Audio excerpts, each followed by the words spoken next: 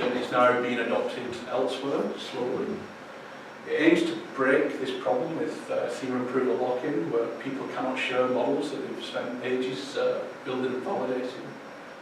But it's more lightweight than a theorem prover with the feel of a programming language rather than alternative foundation in mathematics. And it continues to improve and add new features. So that's me finished. Thank you. And yeah, if you want to read more about LAM or try it out, look at some of the models, then you can go to Peter Sewell's website, my boss, and that's you can download it from there. Okay, thank you.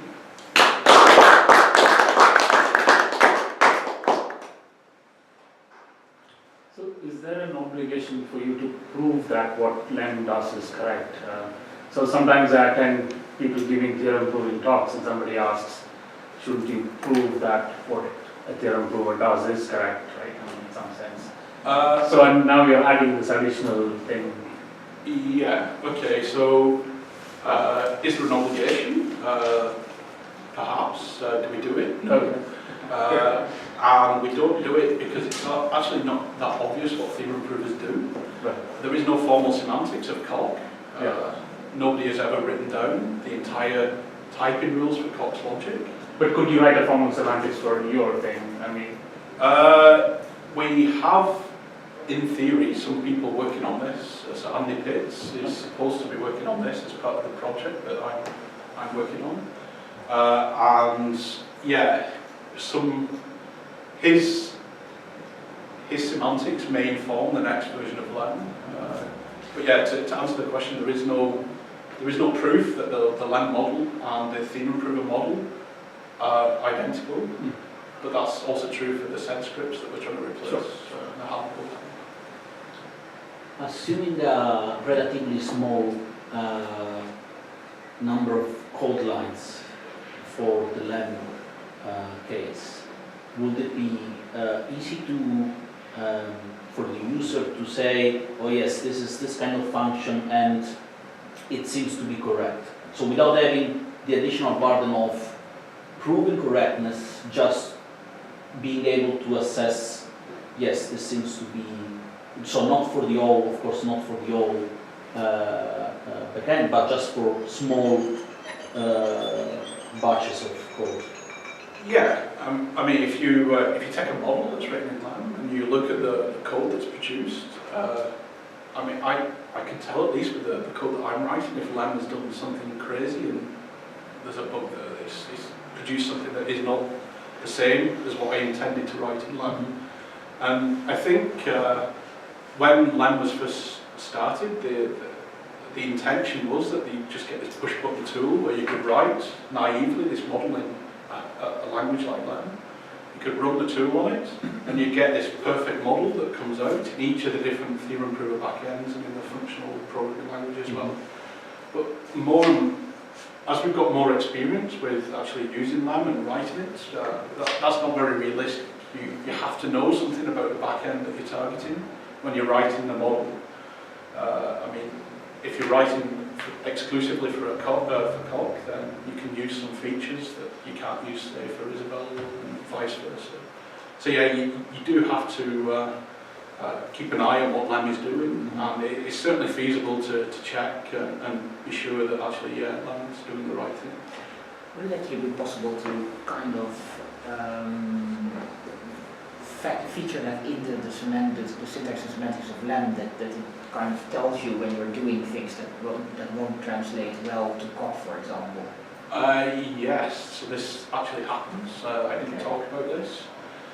So the design of the standard library in LAM is quite a fine issue. If you take, for example, the axiom of choice, so the ability to pick out an element from a set, potentially infinite. So this is perfectly fine in Hull and Isabelle, but in Coq that isn't possible. You cannot really do that. And also, so what we do is we split the standard library in half.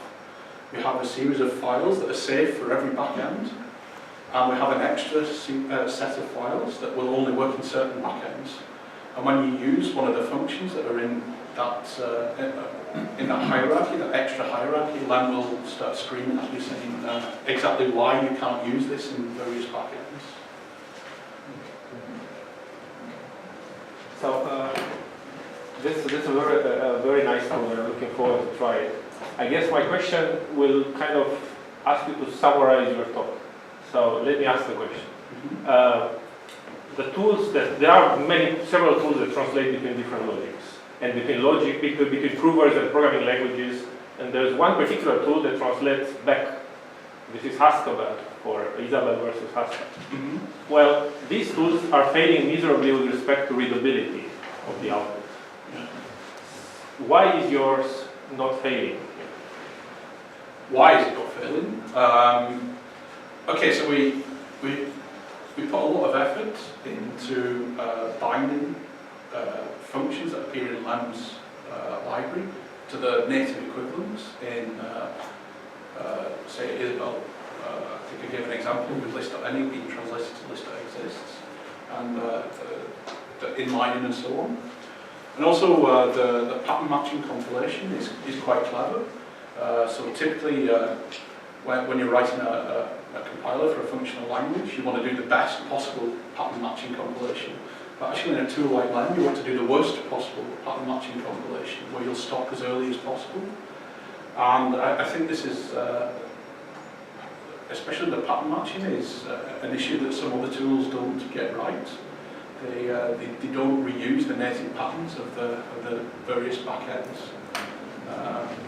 So, yeah, does that answer the question? But if you do that, don't you start running? Because then don't you start running into the problem that you can never really be sure whether the code you've actually written is the same as the code that actually turns out. But if you try to be clever and factor in all the different the idiosyncrasies of all the different proof systems, wouldn't that make you less convinced of the fact that actually that the code is valid, the code is... Okay, so you're talking about the correspondence between the Len model and the backend, or between different extractions of the Len model? Both instances, because if you try to make the insertion, you're making the extraction more complicated, so which also lessens trust in the fact it's actually... Yeah, I mean this is a valid criticism, but again, I come back to the point that I made before. You cannot just press a button and get something from this thing. You have to check, and you have to at least know something about the back end that you're targeting.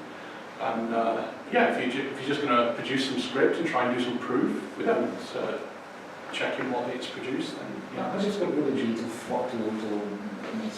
bit of formal verification of Len itself. How hard? Or is there any? Are you thinking about that at all? No, I'm not thinking about it. I mean, I think it would be quite hard. It's quite a big chunk of your camel code, and it's not very nice. So camel code, it has to be said. Yeah, so yeah, I think it would be quite hard to follow everything. And again, come back to the issue of what is the specification of Len without the formal semantics of coq or the formal semantics of the function package in Isabel. You cannot prove the corresponding. That's true. And no translation tool does that either. So yeah. So is it fair to say that it's not a superset of, say, coq and Isabel functionality that Len has? It's actually a common subset where you can. Yeah, we try. You can enforce constraints. I mean, I guess if one of those has the axiom of choice, I mean, you can't even prove consistency within that. So it would be impossible to translate. Yeah, I mean, we didn't take a union of all backends. We tried to remain in a common subset. But speaking of that, so the type classes are absent from all four, I think. You compile them with dictionaries and so on. Yes, so type classes get compiled to dictionaries, apart from in very certain special circumstances. So one special circumstance is the EQ type class, equality. So in Hall and Isabel you have the polymorphic Boolean equality, and the type class dictionary will be erased in that case, and you'll use the standard equality of the logic instead of the overloaded polymorphic equality from the type class. So maybe this has all been discussed, but do you catch any sort of simple errors before passing on to these theorem provers? Do you say, like statically, some type things or something saying this is not even worth sending to a theorem prover? Or Yeah, so Lem is type checked. So it's a type inferred language like ToCAI, and it will type check your code before even trying to translate it. And also how Lem works is that there's a series of macro passes, and after each transformation the code gets type checked again. So we know that a macro isn't doing anything crazy into changing the type of the code. Yeah, so there's certainly issues that get caught well before a theorem prover ever sees the code. But no negative occurrences in the data type definitions. Yeah, so This would be easy to catch. yes, but in OCaml this is fine. and Yeah. potentially It useful. shouldn't actually be in OCaml. Yeah. So I think there are plans that. So we've discussed producing warnings for all of these issues before. So the negative occurrence is the problem there is a lot easier to check than say recursive functions terminating. Because again, each of the different backends accepts a different set of terminating recursive functions. Coq will happily spot that some functions terminate that Isabella won't, and vice versa. maybe one idea would be to translate this to OCaml and then see if your proof through Coq and then translation to OCaml somehow corresponds or something. Maybe it's crazy, but No. sorry, is it crazy? I would say approved by Chinese whispers. Yeah, so this was suggested actually 2 days ago by somebody else. Not me, I think. No, I didn't like you. I think it was Andy Pitts. He said if we translate to Isabel and then use Isabel's code extraction to extract to perhaps hold or whatever to extract it, and then look at what the two things. But yours will probably be much neater. Oh, well, yeah. Perhaps.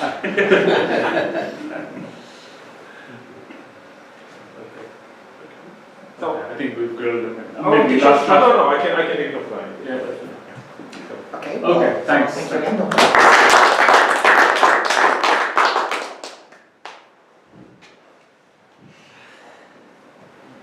If only we had this tool when we did Charcoal.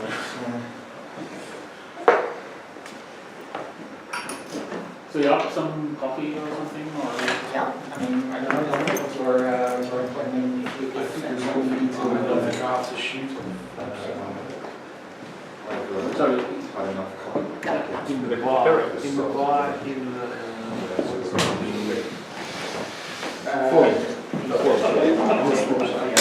Worst. Oh, I should try that. It's the worst. You know what it is? It's very easy. I actually think we should go there and return. What's this meeting or is this? I've taken the Starbucks coffee in the cafeteria in the forum, in the park. So that's the worst coffee I've ever had. I've never. I don't know, but I used to think it was fine, but I don't know, somebody was this guy there, it looks like he's giving me a coffee from many times used. I don't know. Maybe the machines work. Yeah. Maybe the machines work. Hang on. It does it automatically. It does it automatically with the coffee going in. So if the machine I breaks. missed Maxime today, by the way. I've been this morning with He came in. Ole and Maxime, we all together. Oh! Okay. We were on the way to Ole's mom, and the problem is I was initially trying to get them there, then come back, but we were stuck in traffic, so And he instead... came here to talk about information theory. Yes, it's It's also. That's Yeah. very good. Very good. Yeah. Yeah, but I actually saw Adele and everybody upstairs, because we just had order a taxi so we continue. The other guy, come on. Yeah, I know. What's going on? Yeah, actually, Bodone, he told me something, but I couldn't follow exactly what it was. Yeah. He had something else that he had to do, and so. But so we should take? No, let's leave it here. Just turn it off and leave it here, I think. Which one? So, Yes. Firstly, we're trying to figure out how to turn it off.